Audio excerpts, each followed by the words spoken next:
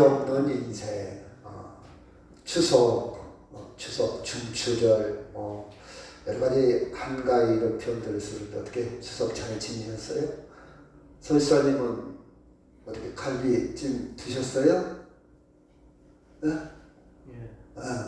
그래요. 잘 사다 드신다고 그러던데 여러분 추석하면 생각나는 게 많이 있을 것 같아요. 어렸을 때는 아마 제 경험에 비추어 볼 때 선물, 부모님이 지금 생각해보면 그때는 다 가난하게 살았잖아요. 겨울 옷을 미리 사준 것 같아요. 추석 때. 지금도 생각나는데 아직 낮에는 더운데 막 잠바 같은 거 겨울을 대비해서 그 선물 받은 그런 기억들이 많이 납니다. 옷을, 신발을 그런 추석 선물. 나이가 먹으니까 추석의 의미가 뭘까? 아마 나이 드신 분들은 같이 공감할 겁니다. 추석 때가 되면 어떻게 하는 거라, 어떤 것이 가장 기쁜 일 같아요? 어떤 것이 추석 때가 되면? 우리 전영수 목사님 조금 일을 하시려면 추석, 나이 먹어서의 추석. 글쎄요, 사람마다 좀 다르겠지만 제가 느끼는 것은 나이 먹어서의 추석은 아마 자녀들이 다 모이는 것, 아마 그런 것이 조금 와닿는 것 같아요. 그렇죠?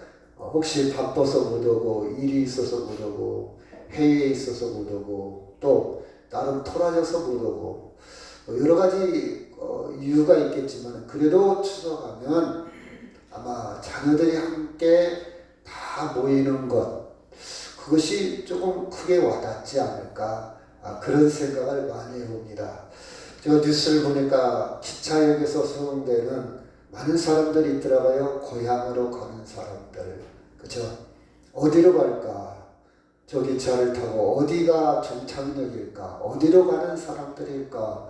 그런 생각을 많이 해보고, 또 대합실에서 기다리는 사람들을 보고는 어디로 향해서, 그쵸? 어떤 고향이 어디일까? 그런 생각도 많이 해봤고요. 나의 종착역은 어디일까? 저 사람의 종착역은 목포인가? 저기 부산인가? 여수인가? 아니면 목포에서 내려서 또 배를 타고 들어가는 섬마을일까? 그런 생각을 하면서 내 인생의 종착역은 어디일까? 내 인생의 종착역은 과연 나는 알 수 있을까? 아마 저나 여러분의 종착역은 능히 알 수 있으라고 봅니다. 그런 생각. 만약 내가 기차를 잘못한다면, 내가 만약 인생의 종착역을 알지 못한다, 한 번쯤 쉼표를 찍어서 멈추고 한 번쯤은 점검해보고 한 번쯤은 생각해볼 필요가 있지 않을까. 이 기차가 이대로 가면 과연 나는 제대로 가고 있는 기차역일까? 그런 생각도 많이 해봤습니다. 어떤 책을 보니까요, 인생을 살면서 좋아하는 일만 하며 재미있게 살 수 없을까? 여러분, 인생에 좋아하는 일만 할 수 있습니까? 인생이 재미있습니까? 재미있는 일만 있습니까? 재미가 과연 뭘까? 저는 책만 보고 제목만 보고 많은 생각을 해봐요. 읽어보지는 않았어요. 재미있는 일이 뭘까? 뭐 신나는 일이 뭘까? 신나게 산다고 해서 그것이 인생일까? 그런 생각도 한번 해보고요. 또 어떤 책을 읽다 보니까 다시 태어나도 하고 싶은 일을 하라. 그 하고 싶은 일을 했다고 해서 내 인생이 완성되는 것일까? 잘 사는 것일까? 나는 하고 싶은 일을 했어. 그래서 인생을 잘 살았다. 이렇게 말할 수 있을까? 이런 생각도 해보고요. 당신의 인생을 걸고 하고 싶은 일이 무엇입니까? 이런 책을 읽다가 이런 구절이 있더라고요. 당신의 인생을 걸고 정말 하고 싶은 일, 정말 하고 싶은 일, 그게 뭘까? 그쵸? 당신은 남들이 뭐라 하건 세상이 뭐라 하건 상관하지 말고 진짜 당신이 원하는 일을 하세요. 다시 태어나고 싶은 그런 일 말입니다. 그 원하는 일을 하고 싶은 일, 정말 좋아하는 일을 했다고 해서 내 인생을 잘 사는 것일까? 그런 질문도 던져보고요. 나는 내가 사랑하는 일을 한다. 다시 태어나도 하고 싶은 일을 한다. 나는 내가 진짜 하고 싶은 일을 한다. 진짜 하고 싶은 일을 해서 그 인생이 정말 잘 사는 것일까? 사람마다 다 다르잖아요. 그렇죠? 이런 질문을 스스로 한번 해봤습니다. 어떤 요양원에서의 후회 이런 제목으로 첫째는 요양원에 계신 분이 이런 후회를 한다고 그래요. 베풀지 못한 것에 대한 후회. 좀 더 베풀을까? 이건 와닿는 것 같아요.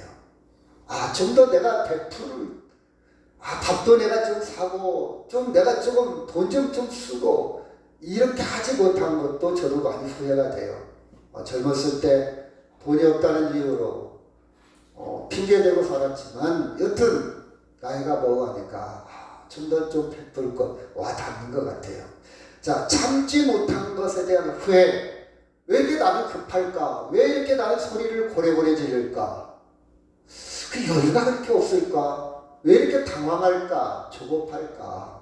좀 더 상대방을 이해하려고, 공감하려고, 좀 더 내 마음에 한 박자 정도는 쉬어가면서 생각을 좀 했더라면 그렇게 소리 안 질러도 되는데, 사람들이 있던 말은 막 소리 질러대는 내 모습이 뭔가 아직 나는 나이가 먹어가면서 그렇게 여유가 없을까? 그렇죠? 이런 후회들이 많죠. 잡지 못한. 세 번째, 좀 더 행복하게 살지 못한 것에 대한 후회. 행복하게 살 걸. 물론 누구나 행복하게 살기를 원하죠. 근데 세 번째는 조금 제가 질문이 떠올랐어요. 행복하게 사는 게 뭘까? 우리는 과연 행복하게 사는 건 뭘까? 그렇게 행복하게 사는 것이 인생일까? 그렇죠? 저는 거기에 질문을 좀 던졌어요. 행복하게 사는 게 뭘까? 여러분, 이 사진이 유명한 사람이죠. 누굽니까? 아시는 분? 유명한 사람인데 저는 대학 다닐 때 이 사진을 너무 많이 봤어요. 윌리엄 셰익스피어입니다. 셰익스피어가 어느 식당에 들어갔어요. 셰익스피어가 식사하겠다. 영국의 유명한 대문호, 세계적인 문호잖아요. 식당에 딱 들어가니까 식당 사람들이 이 셰익스피어가 나타나니까 다 일어나서 예의를 표합니다. 셰익스피어, 그렇죠? 아마 경의를 표하겠죠. 내가 이 사람을 가까이 보다니. 다 경의를 표하는데 저쪽 식당 저쪽 구석에서 일하는 한 청년이 두런두런 하고 불평을 쏟아냅니다. 야, 누구는 똑똑하고 잘나서 저런 대우를 받고 나는 부모한테 아니면 배우지도 못하고 재능도 없고 능력이 없어서 이 나이에 청소나 하고 있구나. 이렇게 불평을 하니까 셰익스피어가 유명한 말을 했죠. 같이 한번 읽어볼까요? 시작. 여복의 젊은이 페노로 시작.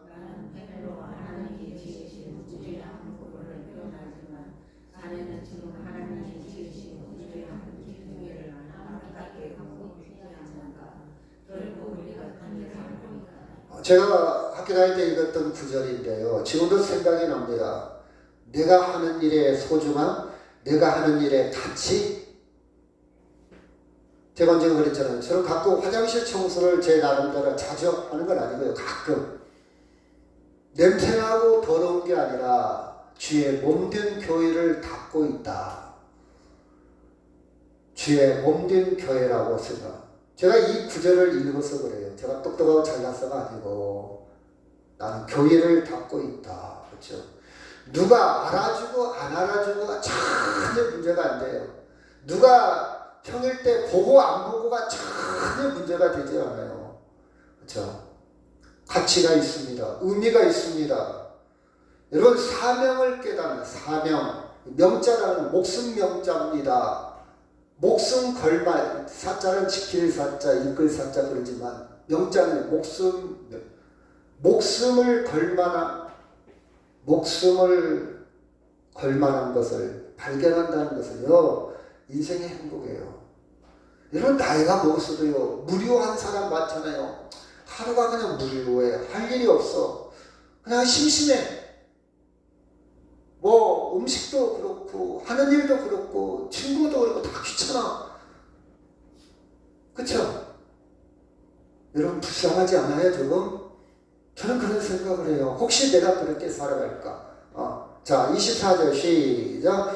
내가 달려갈 길과 주 예수께 받은 사명 곧 하나님의 은혜의 복음을 증언하는 일을 마치려 하면은 나의 생명조차 조금도 귀한 것으로 여기지 아니하노라. 즉 바울이요 로마에 끌려가기 직전에요. 죽으러 가기 직전에요. 에베소 장로들에게 에베소 교인들에게 마지막 하는 내용입니다. 이 내용이요 네 가지 요소가 있는데 다 똑같은 말이에요. 내가 달려갈 길, 확실한 인생의 목표가 보인 거예요. 확실한 방향이 보인 거예요. 타켓. 여러분 인생의 목표가 있다는 거 얼마나 중요한 일인지 아십니까? 여러분 잘 알잖아요. 내 인생의 목표가 있어. 나는 왜 사는지 모르겠어. 나는 그냥 되는 대로 살아. 다 인생이 다 이런 거지 뭐. 됐어라 써라. 그냥 뭐 이렇게 살다 죽는 거지. 별거 있냐 인생. 이렇게 사는 사람 많잖아요. 근데 바울은요. 나의 달려갈 길이 확실해. 목표가 확실해. 50m, 100m 운동회에서 달리는 주자가, 선수가 확실한 목표를 향해 흐트러짐이 없습니다. 옆에 기웃거리지 않아요. 확실히 전력, 질주합니다.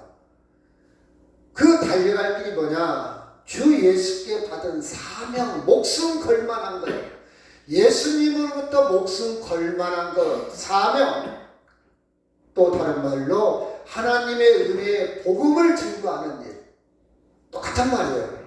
복음을 증언하는 일. 그리고 나의 생명보다 귀한 것. 내 생명보다 귀한 것을 여기지 않는다. 이 말은 생명 위에 있다. 이 말이에요. 여러분 인생을 살아가면서 이렇게 확실한 것, 이 핵심을 붙들고 산다면요. 그 사람은 행복한 사람이고 잘 사는 사람이에요. 여러분 그런 거 있어요? 돈을 벌어놨는데 야 허무하다는 사람 많고요. 명예를 했는데 야 이거 대통령이 됐는데 나 이거 때려치고 싶다 하는 사람도 있고요. 최고의 권력을 가졌고 최고의 부를 누렸고 최고의 세상에 누릴 수 있는 거 다 누려왔어도요. 인생에 허무하고 그쵸 무료하고 재미없고 심심하고 할 일 없고 그냥 하루하루 그냥 TV에 이제 같으면 아시안게임에 그냥 눈을 맡겨놓고 그냥 시간 보내고 저녁 되고 밥 먹고 자고 일어나고 밥 먹고 이거 자라나고 이렇게 살아가는 사람들 얼마나 많이 있습니까? 근데 바울은요 나의 달려갈 길, 주 예수께 받은 사명, 하나님의 복음에 증언하는 일, 내 생명보다 귀한 것 그는 조금 있으면 운명의 시간이 다가옵니다. 로마로 끌려가요. 처형을 당할 걸 뻔히 합니다. 그럼에도 불구하고 그는 분명하게 인간 초점을 맞춰서 아주 엑기스로 인생을 작지만 굳게 여러분 우리가 초등학교 때 돋보기가 있지 않습니까? 그거 많이 장난? 많이 놀이를 했잖아요. 햇빛을 쫙 놓으면 돋보기 끝에 초점을 맞추면 종이가 타는 모습 아주 진하게 그는 함축하고 요약해서 본문을 표현했습니다. 사도행전 2장 31절 시작. 미리 근거로 그가 공부에 버림이 되지 않고 그의 육신이 썩음을 당하지 아니하시나니 이 예수를 하나님이 살리시니라. 우리가 다 이에 증인입니다. 이게 예수 믿는 사람들의 정말 예수를 발견한다면, 정말 예수를 안다면, 정말 예수를 믿는다면 우리는 증인으로 살아요. 증인. 다 봤어. 다 봤다고.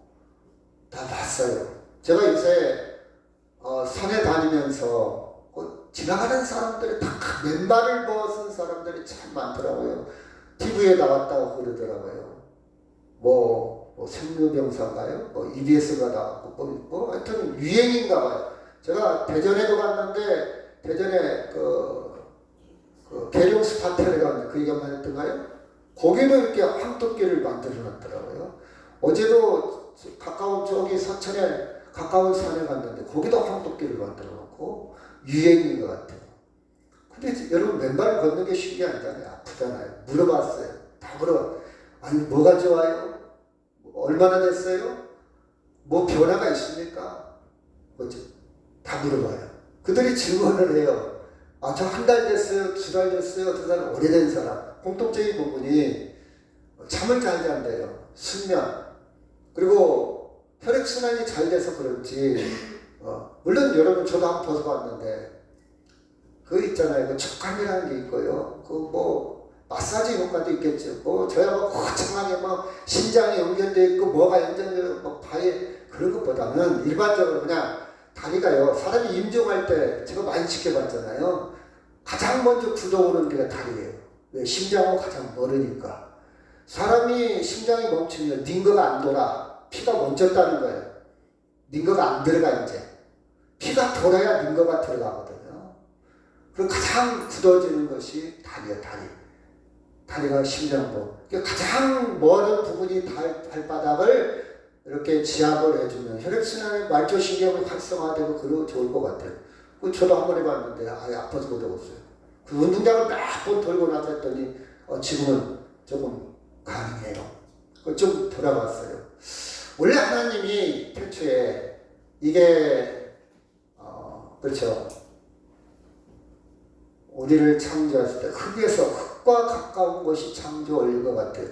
너무 인위적으로 인간을 편하게 살기 위해서 인간은 편안하기 위해서 신발을 만들었잖아요. 근데 신발이 고무로 되어 있잖아요. 이 고무는 절연체, 비전도체, 전기가 안 통해. 그래서 음과 양이 동양 음행설에서는 음과 양을 통해야 인간이 독소가 빠져나오고 건강하다. 그 논리를 얘기하더라고요. 신발을 신어서 고무가 있어서 안 통하는데 이 신발을 벗어버리면 혈액순환에 음과 양이 통한다. 모르겠어요. 저는 과학자가 아니니까 그것까지 뭐 믿고 싶지도 않고 뭐 그런가 보다 정도. 여튼 간에 마사지는 된 것 같아요. 마사지는 된 것 같아요. 나름 계속 물어봤어요. 뭐가 좋아요? 뭐가? 제가 말하기 좋아한다고 그랬잖아요. 다 말을 건다고 그랬잖아요. 신발 신은 사람은 벗은 사람한테는 말하기가 더 좋지. 저 얼굴도 몰라요. 다 마스크 썼잖아요. 누군지도 몰라요. 근데 막 열변을 토하는 거예요. 막. 제가 한 달 됐는데요. 제가 몇 달 됐는데요. 뭐가 좋은데요. 제가 불면증 약을 끊었어요. 제가 막 야, 나름 육체의 변화만 있어도 이렇게 증이 되는데 우리가 예수 만났다면, 예수를 정말 만났다면 왜 증거하지 못할까? 저는 그 생각이 팍 스파크가 뜨더라고요. 내가 만난 예수 진짜 믿어? 맞아? 진짜 맞아? 너 진짜 믿냐? 너 진짜 예수를 믿는다고 왜 증거하지 못해? 네가 믿는 예수 확신이 있어? 이런 생각이 들어요. 여러분, 정상적인 기독교인이라면 우리는 예수를 이게 증인, 이 표현이 많이 나옵니다. 같이 한번 볼까요? 보라, 시작. 보라, 이제라는 성령에 배어 예루살렘을 간대 거기서 무슨 일을 당할지 알지 못하노라. 오직 성령이 각성해서 내게 질문하여 결박하여 환란이 나를 기다린다 하나. 성령에 매여 오직 성령이 하나님의 영, 성령, 하나님의 영, 예수의 영에 매여 있다면 그 예루살렘에 가서 내가 로마 그렇죠. 아니면 총독한테 가서 내가 무슨 일을 당할지 죽음을 얘기하는 거예요. 고난을 얘기합니다. 그렇다 할지라도 나는 증언하겠다. 나는 예수를 이야기하겠다. 이게 부활을 목격한 십자가 부활을 목격한 고백입니다. 성령에 매여 성령의 인도하심 하나님의 영에 사로잡혀 그렇죠. 하나님의 영이 내 안에 있다면 증거가 나타나는데 증거가 뭐냐? 바로 예수를 전할 수밖에 없다. 예수를 증거하게 된다. 내가 성령에 매여 있다면 예수가 나올 수밖에 없다. 제가 항상 긴장하는 것이 그겁니다. 제가 산에 다니면서 사람을 만나면서 긴장하는 것이 어느 틈에 어느 순간에 예수를 얘기할까? 이 사람 예수 믿나 안 믿나? 이 사람 교회 다니나? 그게 긴장해 저는. 그리고 집에 와서 한 줄을 씁니다. 오늘 어떤 사람을 만났는데 그 사람의 특징이 쫙 써요. 한 줄 쓰고. 이거 계속 글을 쓰고 있어요. 오늘 만난 사람. 참 이상하게 계속 받습니다. 그렇죠? 계속 받네. 자, 성령에 사로잡혔어요. 성령에 사로잡힌 사람의 증언입니다. 그러려면 로마서 16장 16절 시작. 그러므로 너희의 선한 것이 비방을 받지 않게 하라. 하나님의 나라는 먹는 것과 마시는 것이 아니요 오직 성령 안에 있는 거룩한 것만 하시라니라. 이로써 그리스도를 섬기는 자는 하나님을 기쁘시게 하며 사람에게 칭찬을 받느니라. 성령에 사로잡힌 사람은 비방을 받지 않습니다. 덕을 끼친다 이런 뜻입니다. 남한테 손가락질 당하지 않고 조심해야 되겠죠. 아니 성령에 사로잡힌 사람은 말이나 행동이나 모든 것이 성령의 뜻에 기준을 맞춥니다. 자기 유익을 구하지 않습니다. 자기 중심이 아니에요. 성령에 사로잡힌 사람은 상대의 마음을 헤아리며 공감하며 상대를 기쁘시게 하려고 자기를 내어놓습니다. 그래서 16절에 보니까 그러므로 너희의 선한 것이 비방을 받지 않게 하라. 너로 인해서 선한 것, 예수님이 비방을 받지 않게 하라. 너 때문에 예수의 이름이 비방을 받지 않게 하라. 그런 뜻이에요. 18절도 이로써 그리스도를 섬기는 자는 하나님을 기쁘시게 하며 사람들에게도 칭찬을 받는 것이다. 저도 이렇게 살려고 노력을 하지만 잘 안 되죠. 근데 이게 정석입니다. 이게 정상이에요. 사람들에게 칭찬을 받아야 우리는 복음을 증거하는 증인으로서 손해를 보지 않습니다. 증인의 역할을 다 할 수 있어요. 여러분 이 좋은 것을 포장을 잘해야 돼요. 이 좋은 것을 포장지가 나쁘면요 이 좋은 가치가 떨어질 수가 있어요. 우리는 도구입니다. 포장지예요. 우리는 알맹이를 증거하는 포장지입니다. 이 포장지가 좋아. 포장지가 얼마나 중요합니까? 이 포장지 디자인. 우리는 디자인을 보고 상품을 선택하지 않습니까? 여러분, 저는 TV나 가전제품을 보면 다 검정색이잖아요. 저는 그것도 생각을 많이 왜 검정색일까? 이 TV나 모니터나 가전제품을 팔기 위해서 많은 색깔이 있는데 왜 거의 다 검정색 아니면 백색일까? 검정색이 많죠. 검정색은요 모든 색을 수용할 수 있는 색이고 빨리 실증을 느끼지 않는 색깔이에요.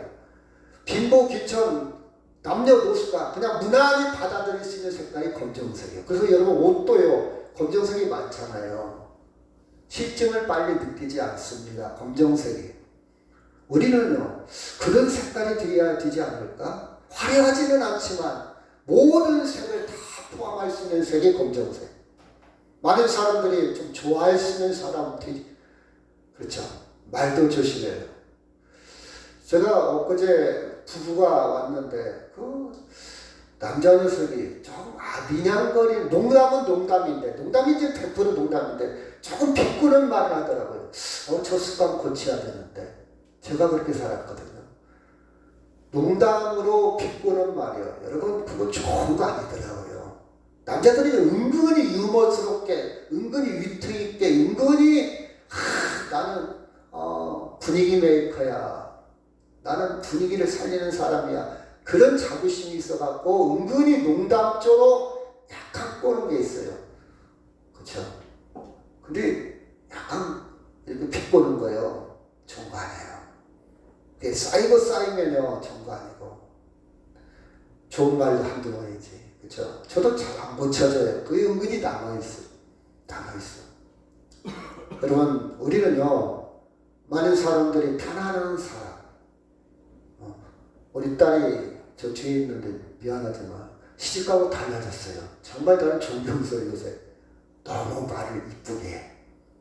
옛날에는 성격이 좀 예민했던가 봐요. 지금 굉장히 여유가 좋아졌구나. 참 이쁘다.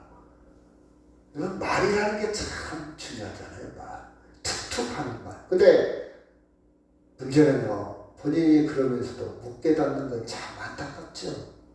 못 깨닫는 사람은 아무리 얘기해도 못 깨닫더라고요. 그거 고쳐야 됩니다. 안 고쳐져요. 근데 고칠 수만 있다면 지혜로운 사람이죠.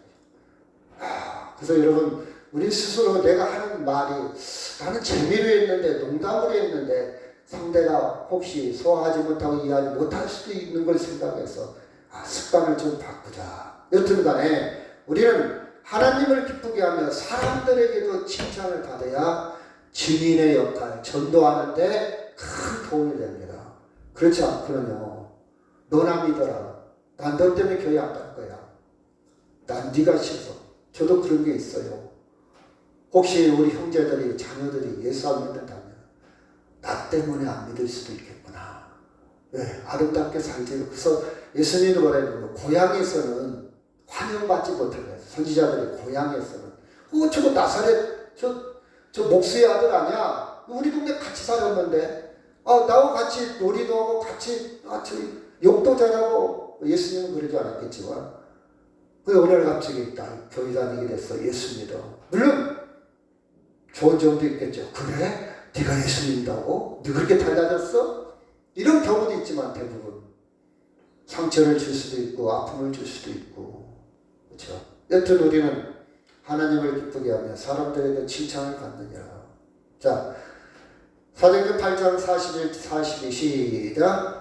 그 말을 받은 사람들은 세례를 받으매 이날의 신도의 수가 3,000이나 더하더라. 그들이 사도의 가르침을 받아 서로 교제하며 떡을 떼며 오로지 기도하기를. 여기 42절에 보니까 사도의 가르침을 받아 서로 교제하며 떡을 떼며, 이 말은 교회 공동체를 얘기하는 거예요. 교회 공동체가 건강해야 됩니다. 초신자가 왔는데, 처음 왔는데 교회에서 따뜻하게 서로 투게더 함께 세워주고 받쳐주고, 그렇죠? 그 사람 입장에서 마치 영적으로 어린아이 다루듯 갓난아이 다루듯 아주 조심스럽게 잘 양육할 필요가 있어요. 정죄하거나 판단하거나 그의 유무를 보고 그의 신분을 보고 그의 가진 걸 보고 판단해서는 안 돼요. 한 인격체로, 한 생명체로, 하나님의 자녀로. 제가 그랬거든요. 교회 노숙자들이나 많이 오잖아요. 일주일에 여러 번 올 때도 있어요. 돈 달라고 하잖아요. 돈 줘야 되잖아요. 냄새 나잖아요. 맨날, 그렇죠? 조금은 안 가요. 많이 달라고 그래요. 이거 갖고 안 돼요. 미흡지만 화낼 수도 없고, 그럴 때는 숨기도 하고 피하기도 했어요. 근데 지금은요, 사람이 보여요. 한 사람을 만나는 거예요. 그 사람을 만나는 게 아니라 그의 일생, 그 인생이 나한테 걸어오는 거예요. 어렸을 때부터 작년에까지 그 생이 나에게 걸어오는 거예요. 그 걸어오는 것을 내가 거부하겠습니까? 어서 오세요. 이야기를 해봅니다. 고향이 어디세요? 어떻게 살아오셨어요? 어떻게 분산해 오셨어요? 그렇죠. 신용불량자입니다. 도망쳐 나왔어요. 그런 사람 많아요. 가슴이 와 닿잖아요. 그 사람보다 다른 게 뭐야? 같이 공감을 하면서 해결책이 뭘까? 내가 도울 수 있는 게 뭘까? 본질적으로 도울 수 있는 게 뭘까? 돈 몇 푼 주는 게 아니라 본질적으로 이 사람을 케어할 수 있는 거, 같이 기도하기도 하고. 그렇죠? 어차피 돈 줄 때 나한테 꼼짝 못 하잖아요. 죄송합니다. 표를 이렇게 써서. 다 듣잖아요. 기도합시다. 달라졌어요. 한 생명을 만나는 거예요. 한 생명. 하나님이 나한테 보내신 거예요. 너 가서 복음을 들어봐라. 너는 복음을 증거해라. 그렇죠? 여러분, 교회 공동체, 그 노숙자를, 그 사람을 받아들일 준비가 돼 있어야 돼. 노숙자가 와도 돈 몇 푼이 아니라 그 돈을 교회가 써야 되잖아요. 그런 돈을 써야 되잖아요. 그렇죠? 이 사람이 이 돈을 주면 술을 또 사 먹을 거야. 또 담배 살 거야. 또 이 사람이 이 돈을 갖고 이상한 짓 할 거야. 거기까지 계산할 필요가 없어요. 그건 그 사람의 일이고 우리가 할 일은 뭐예요? 그렇죠? 그래서 수용해서 복음을 증거하는 계기로서 내가 전도하려고 하면 사람들이 도망가는데 이 사람은 찾아왔잖아요. 두드리잖아요. 제가 나갈 때까지 기다리면서 두드려요. 아유, 어서 오세요. 식당에 가서 앉아서. 하나님이 말세에 전도의 방법을 이렇게 또 하나님이 활용하시는구나. 그렇죠? 교회는요, 준비가 되어 있습니다. 교회는, 그렇죠? 사도행전 4장 10절 11절 시작. 너희와 모든 이스라엘 백성들을 알라. 너희가 십자가에 못 박고 하나님의 죽은 자 가운데서 살리신 나사렛 예수 그리스도의 이름으로 이 사람이 건강하게 되어 너희 앞에 섰느니라. 이 사람, 이 예수는 너희 건축자들의 버린 돌려서 집 모퉁이에 머릿돌이 되었느니라. 10절에 보면 이스라엘 백성들아 알아라고 십자가와 부활이에요. 복음의 핵심은 십자가와 부활.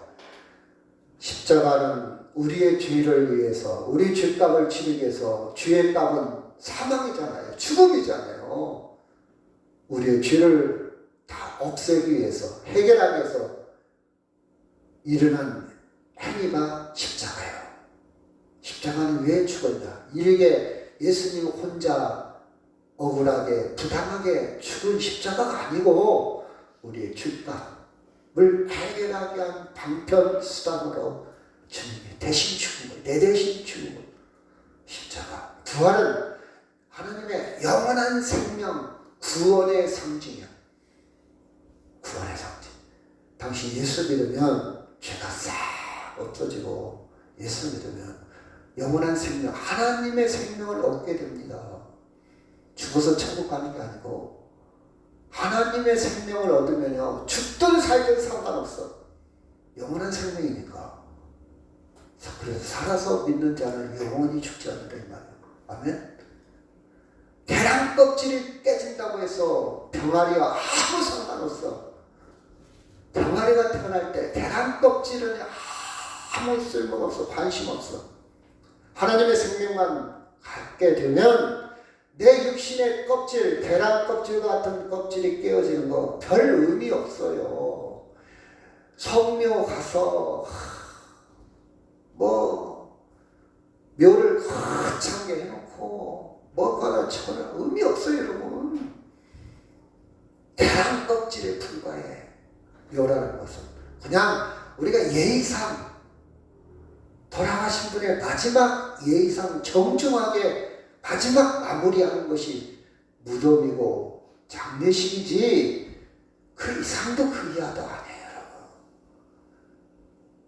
계란 껍질이 떨어졌는데 지저분하니까 치우는 거예요. 솔직히 말해서 숨겨다가요, 바다에 죽은 사람도 많고요, 숨겨해갖고 갈게 찢겨진 사람도 많고. 육체는 이런 겁니다.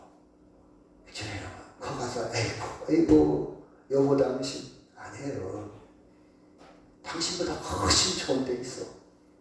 당신이 상상할 수 없는 세계에 있어. 당신이 안 울어도 돼. 당신이 슬퍼하지 않아도 돼요. 절대적인 생명이 들어가는 거예요. 이게 부활이에요, 부활. 이 부활, 이 감격을 갖고 사시길 바랍니다. 이 감격을 갖고 어디다 비교가 안 돼, 여러분.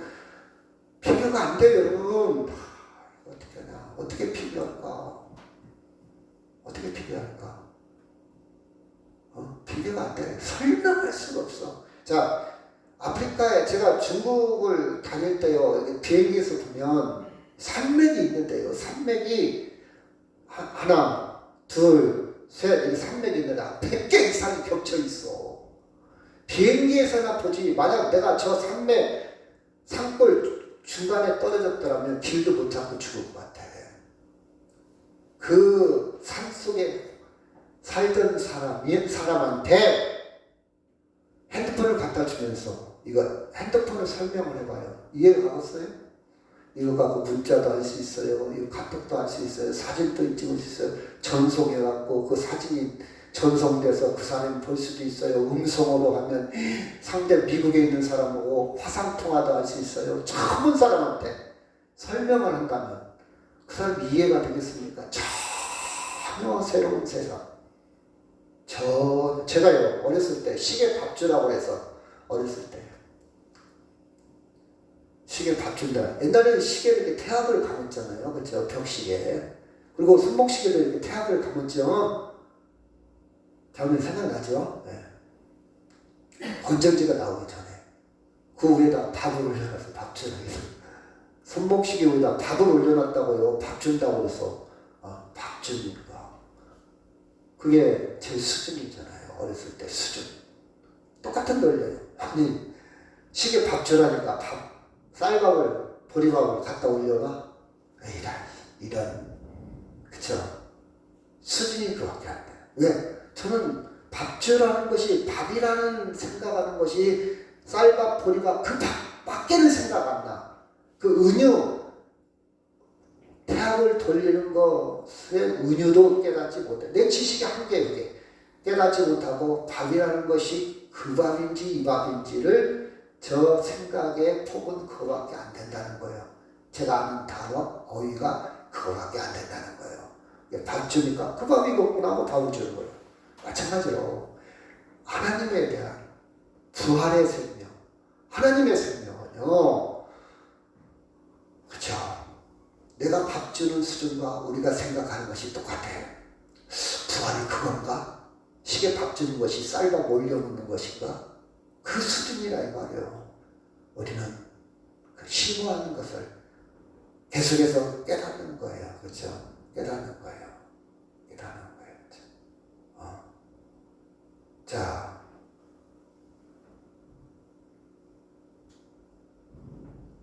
그래서 복음은 뭐냐? 뭘 전해야 되냐? 십자가와 부활. 하나님이 죽은 자 가운데서 살리신 나사렛 예수. 이게 복음이에요. 기쁜 소식입니다. 같이 한번 읽어볼까요? 시작. 예수께서 그 손을 잡아 일으키시니 이에 일어서니라. 집에 들어가시매 제자들이 조용히 붙잡으되 우리는 어찌하여 등이 그 귀신을 쫓아내지 못하느냐. 이르시되 기도에 사는 것은 어떤 종류가 나타났습니다. 27절, 28절은 예수님이 이 땅에서 의사 역할을 하기 위해서 온 것이 아니라고 그랬죠. 27, 28절 표현은 하나님의 통치, 하나님의 다스림, 하나님의 절대성을 강조하기 위해서 27절, 28절이 있는 거예요.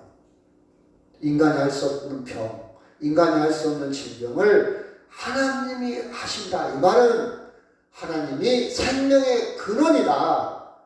하나님은 다스리고 있구나. 보이지는 않지만 이 병자가 고치는 걸 봐서 하나님이 일하고 있구나. 하나님이 여기도 계시구나. 그걸 얘기하는 거예요. 아멘? 그렇지 단순히 우리 병 걸렸으니까 하나님 고쳐주옵소서. 그건 1차적인 문제. 물론 우리가 그럴 때 기도해야 되겠죠. 기도해야 됩니다. 그러나 본질의 문제는 그렇다 이 말이에요. 어린아이는 사탕이 중요합니다. 사탕이 줘야 돼요. 어린아이는 그걸 크게 느끼니까. 그지만 조금 성장하면 사탕의 세계를 뛰어넘어요. 사탕 같은 거 관심 없어요 이제. 그렇죠?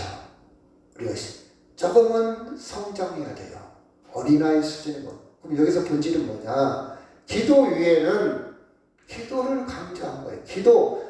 그럼 기도의 본질이 뭐냐? 성령의 인도함 받는 거. 아멘? 기도의 본질은 성령의 충만함 받는. 기도의 본질은 하나님의 뜻대로, 하나님의 능력으로, 하나님의 역사를 이루는 것이 기도의 본질이에요.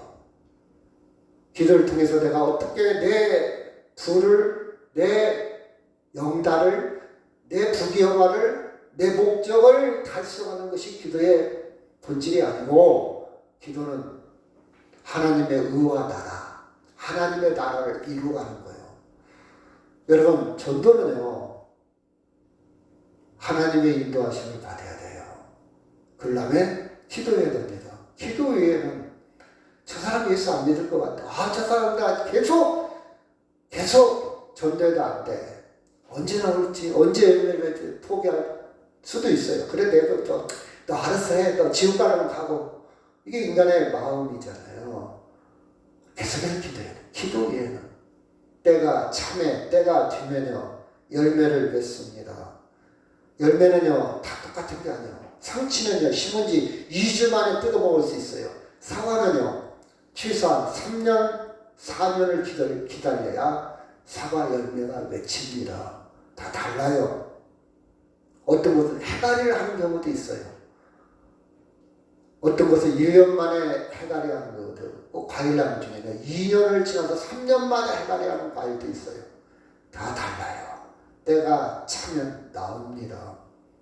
때가 차면 나와요. 그렇죠? 자, 사도행전 2장 38절 시작. 베드로가 이르되 너희가 회개하여 각각 예수 그리스도의 이름으로 세례를 받고 죄 사함을 받으라. 그리하면 성령의 선물을 받으리니. 자, 기도하는 본질 중에 하나가 회개입니다. 회개는 하나님께 방향을 맞추는 거예요. 회개는 하나님께 방향을 맞추는 거 회개입니다. 내 마음대로, 내 뜻대로, 내 마음 정욕대로 이기적인 생각을 하나님의 방향으로 맞추는 회개인데, 하나님의 방향으로 맞췄다 이 말은 다른 말로 말하면 성령의 도우심을 받는 거, 성령의 선물을 받는 거예요. 당연히 하나님의 방향을 맞추면 죄사함이 이루어지고, 그렇죠, 세례도 하나님과 방향을 맞췄다는 공식적인 행사입니다. 세레모니, 의식이에요. 의식. 세례도 많은 사람들한테 나는 이제 하나님과 방향을 맞췄습니다. 내 마음대로 세상을 살았지만, 세상적인 방법으로 살았지만 사람들 앞에 의식을 행하는 거예요. 나는 하나님께 방향을 맞췄습니다. 당연히 따라오는 선물, 축복이 뭐냐? 죄사함, 죄가 없어지는 거예요. 이제부터는 예수님이 책임져. 이제부터는 예수 안에 들어온 거예요. 하나님의 방향을 맞췄다는 거, 예수 안에 들어온 거예요. 그리고 성령에 사로잡히게, 성령의 인간, 내 욕심, 내 혈기, 내 뜻대로 했던 것이 다시 방향 맞춰져. 아직도 옛사람이 남아서 화를 냈어요. 그러다가 다시 성령이 야 방향 틀어! 트는 거예요. 나침탕. 야 방향 틀어! 너 용서해! 너 다시 원위치. 성령이 나를 강권하는 거예요. 이게 성령을 선물을 받은 사람. 근데 하나님의 여러분, 죄를 다 용서받는데 용서받을 수 없는 죄가 하나 있다고 했죠. 성령을 회방하는 것. 성령의 인도하시면 계속 포부하는 거예요. 너 오늘 교회 가. 싫은데요. 너 교회 가. 싫은데요. 이건요, 성령을 거스르는 거예요. 회방하는 거예요. 그러나 주님 영치 없지만 또 나왔습니다. 그렇죠? 이게 아버지가 기뻐하는 마음, 하나님이 기뻐하는 마음이에요. 자, 사도행전 20장 22절 시작. 보라 이제 나는 성령에 매여 예루살렘으로 가는데 거기서 무슨 일을 당할는지 알지 못하노라. 오직 성령이 각 성에서 내게 증언하여 결박과 환난이 나를 기다린다 하시나. 자, 무슨 일을 당할지 불확실한 미래에 대해서도 성령에 사로잡히면요 당당해집니다. 할 수 있어요. 성령에 사로잡혔다고 해서 결박과 환난이 없는 거 아니에요. 성령에 사로잡혀도 결박과 환난이 따릅니다. 그래도 나는 가리라. 강력하게 추동, 그 추진축의 원동, 그 동력이 살아나는 거예요. 자동차에 보면요, 네 바퀴가 있는데 가운데 동력을 엔진의 동력을 전달하는 축이 있어요. 축. 힘이 딱 에너지가 전달돼서 두 바퀴를 돌리는 거예요. 내 인생이 바로 환란이 있습니다. 결박이 있어요. 근데 그게 무섭지가 않아. 자, 빌기를 다음에 시작. 빌기를 다음에 모인 곳이 진동하더니 우리가 다 성령이 충만하여 담대히 하나님 말씀을 전하는. 빌기를 다했다는 것은 오래 기도했다 그 뜻도 되지만, 오래 기도했다는 오랫동안 나를 하나님 방향으로 맞췄다 그 뜻이에요. 기도 많이 했다 몇 시간씩에, 이게 중요한 게 아니라 나 몇 시간 동안 흐트러진 내 방향을 하나님께 초점을 주파수를 쫙 맞춰서 그 뜻이에요. 0.5점 사격할 때 정확하게 맞추기 위해서 얼마나 숨을 멈출 정도로 조절을 하거든. 숨 쉬면 안 돼. 격발 총을 탁 쏠 때요 숨 쉬거나 숨을 딱 멈춰 숨 쉬는 것도 흔들리니까 사격할 때 그렇게 사격을 해요. 남자들은 다 경험이 있지만요 여러분 그렇게 오래 했다면 그렇게 하나님께 방향을 맞췄더니 성령이 충만하더니 결과가 뭐냐 말씀을 담대하게 전하게 되었다. 이게 순서입니다. 순서예요. 그 후에 시작 그 후에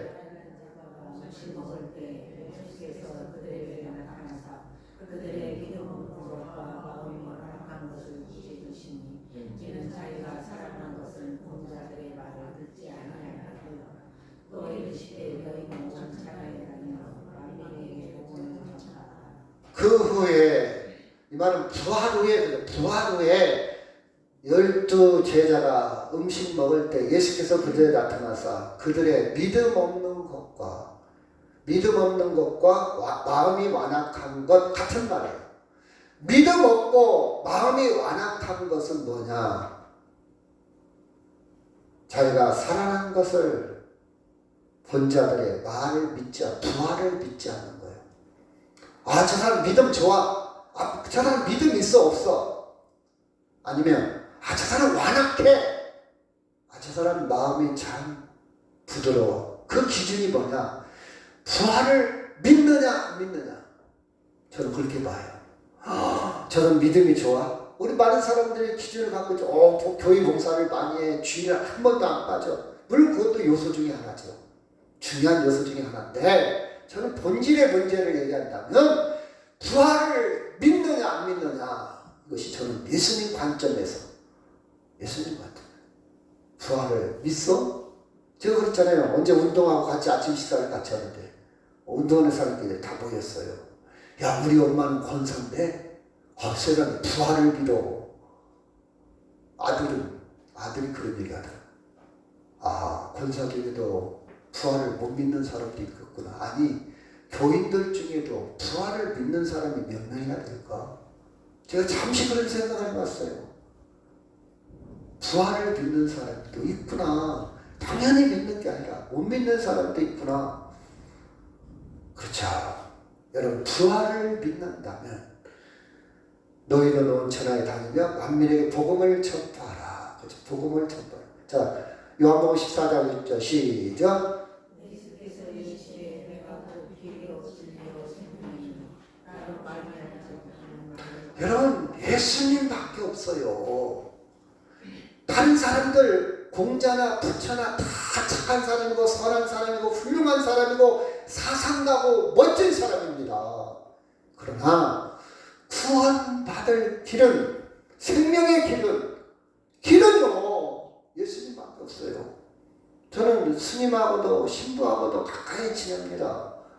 많은 대화를 해요. 초점이 돼요. 철학이 깊어요. 사상이 깊어요. 메타포가 깊어요. 그렇죠? 화두가 깊어요. 많은 걸 제가 배웁니다. 동양 철학 굉장히 깊어요. 노장 사상이라고 있어요. 굉장히 깊어요. 논어 한 줄만 갖고도요 하루 종일 생각에 재료를 제공해요. 근데 생명은 아니란 말이에요. 거기 생명은 아니야. 구원은 아니에요, 여러분. 제가 마지막 구원은 아니에요. 구원은 아니에요. 자, 같이 볼까요? 시작. 예수님은 너희 건축자들의 고린도로서 지금 고통의 머릿돌이 되었느니라.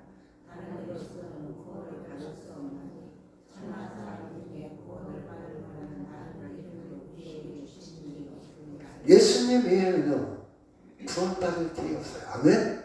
그래서 우리는 예수를 전해야 돼. 종교는 하나쯤 가지면 돼. 종교는 자기 종교, 남의 종교를 인정해야 돼. 존중해야 돼. 그런 걸 많이 하죠. 존중해야죠. 그러나 분명한 사실은 구원은 없다는 거. 존중은 하되 구원은 없다는 거. 구원은 없다는 거. 그래서 우리가 핍박을 받으며 전도하고 예수 안 믿는 사람들이 이걸 모르니까 야, 남의 문화권에 가서 왜 선교하냐. 그들의 종교가 있는데 왜 가서 문화적인 핍박, 문화적인 식민지를 삼으려고 그러냐. 이런 사람들 많아요. 사회학에서는. 근데 구원의 길은 없어요. 예수님밖에. 시작. 의를 위하여 고난을 받으며 그들이 두려워하는 것을 15절. 너희 마음에 그리스도를 주로 삼아 하나님으로 너희 속에 있는 소망에 관한 이유를 묻는 자에게는 대답할 것을 항상 준비하되 우리와 두려움. 여러분, 세상에 소망이 있습니까? 소망이 무엇이냐? 묻는다면, 소망을 모른다면, 소망을 찾는다면, 소망을 이야기한다면 예수 그리스도를 항상 준비하시기 바랍니다. 제가요, 명함을 항상 갖고 다녀요. 명함 달라는 사람이 있거든요. 또 만나고 싶어요. 다음에. 내가 어거지로 줄 수는 없잖아요. 근데 이 명함을 꼭 갖고 다녀요. 어떨 때는 준비가 안 됐어. 핸드폰에다 끼우고 가다는데 준비가 안 됐어. 아이고, 제가 깜빡 잊었네요. 그냥 번호 적으세요. 제가 번호 알려드릴게요. 그렇죠? 준비가 돼서 준비. 우리는 무슨 준비냐? 소망을 관한 이유를 믿는 자에게 대답할 준비를. 아차, 예수를 얘기하는데 내가 서울서 군산까지 고속버스를 타고 왔는데 많은 얘기를 했는데 예수 얘기를 빠뜨렸네. 아이고, 깜빡했네. 예수를 빠뜨렸네. 그 많은 얘기 중에 왜 예수 얘기를 안 했을까? 이 중요한 얘기, 가장 중요한 얘기. 예수를. 그렇죠? 우리는 직접 전도할 수 있어요. 직접 준비된 사람은 직접 사역일을 통해서 간단하게, 아니면 교회 예배로 인도할 수도 있습니다. 내 체험을 얘기해서 내가 그를 섬기면서 때로는 관계를 통해서 언니, 그렇죠? 내 삶 가운데 당신 따라서 교회가 맞을까? 이러면 참 좋겠죠. 너 어느 교회 다녀? 나 니네 교회 가고 싶다 하면 참 좋겠죠. 그렇죠? 자, 나는 누구인가? 나는 어디에 있지? 내가 항상 던지는 질문. 왜 내가 살아갈 이유, 존재 이유가 뭘까? 내 삶의 이유가 뭘까? 돈 벌기 위해서? 오래 살기 위해서? 부귀영화를 누리기 위해서? 자식들 잘 되는 걸 위해서? 좋아요. 다 귀한 것들입니다. 본질의 문제를 접근한다면 내 살아갈 존재 이유는 나는 예수를 말하려고. 저는 그렇게 마무리를 합니다. 나는 예수를 증거하려고 오래 사는 거야. 나는 예수를 끝까지 이야기할 거야. 내가 은퇴를 하고 어디서 무엇을 하든 나는 예수 얘기하다 죽을 거야. 어제 탁구를 자고 가는데 일본하고 탁구를 하는데 일본 선수가 막 다리가 이상이 생기고 주저앉으려고. 나는 그 선수를 이긴 생각했어. 저 애는 탁구 치다가 주저앉아야지 미리 주저앉지 않을 것 같다. 나는 탁구를 치다가 주저앉을 거야 하면서 막 경련이 됐는지 다리가 이상했는데 계속 하다가 지긴 졌어요. 한국 선수한테. 탁구 치다 넘어질 거야. 어떤 선생님은 난 교단에서 쓰러질 거야 하면서, 저는요, 난 예수 증거하다가 죽을 거야. 나는 운명의 순간, 마지막 순간까지 할 말이 있다면 예수 믿어라. 그 얘기야. 다른 말 필요 없어. 너 잘 살아라, 우애하라, 다 알아서 해. 네가 깨달으면 해.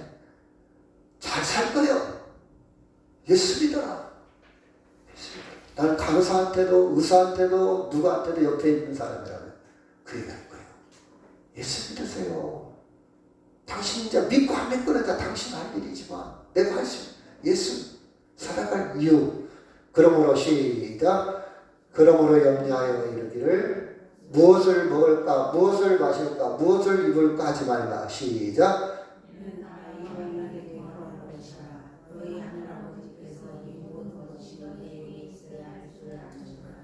그런 정도. 시작. 그런 정도에는 먼저 그의 나라와 그의 의를 구하라. 그리하면 이 모든 것을 너희에게 더하시리라.